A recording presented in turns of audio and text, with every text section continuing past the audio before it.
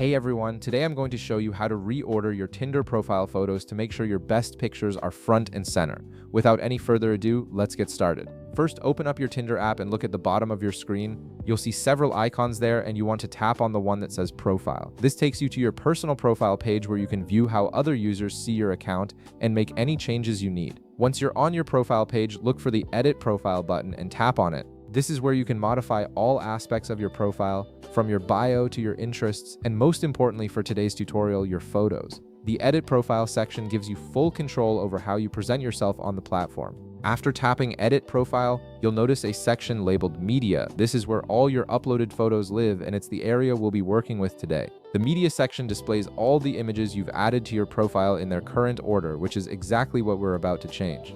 Now take a look at all of your images displayed in the Media section. These are the photos that potential matches will see when they come across your profile, and the order really matters since people tend to focus on the first few images before deciding whether to swipe left or right. Here's where the magic happens. To reorder your photos, simply press and hold on any image you want to move.